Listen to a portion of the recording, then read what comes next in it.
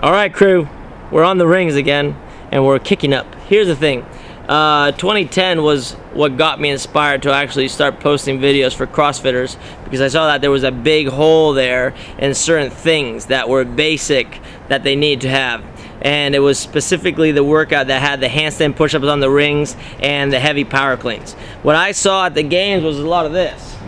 People standing away from the rings and then trying to kick up and just getting crazy, and then trying to hook themselves up, getting into the craziest position I've ever seen, and trying to knock out handstand push-up. It was just impossible.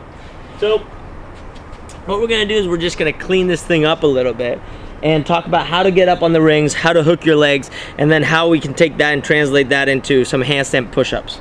First thing is you need to understand what a tuck-up is. And a tuck-up is basic. It's hands down.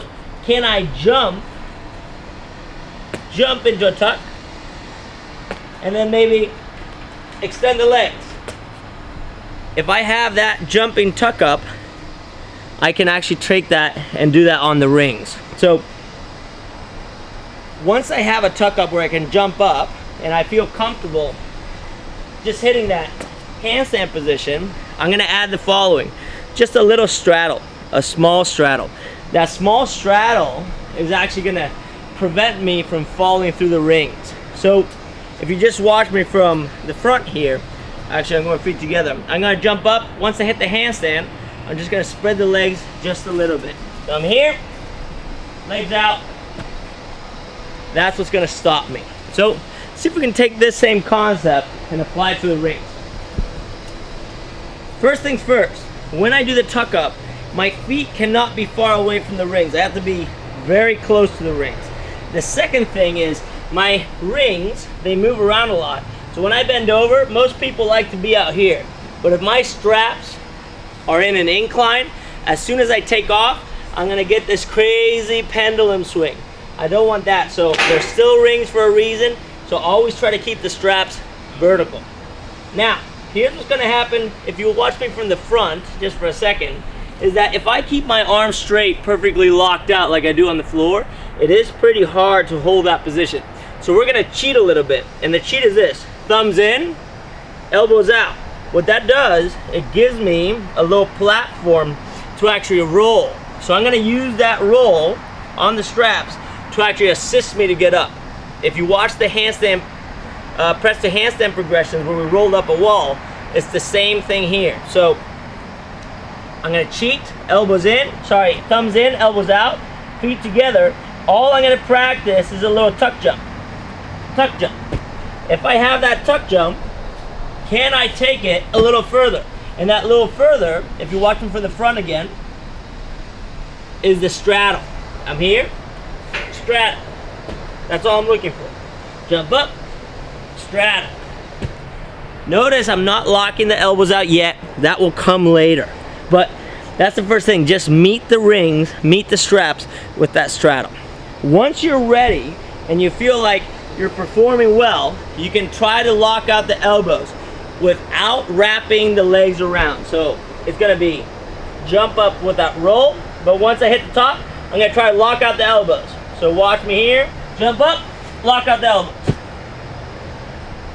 This is one of the reasons I like the standard of ring dip, elbow, lockout by turn the thumbs out, because it translates into a bigger thing.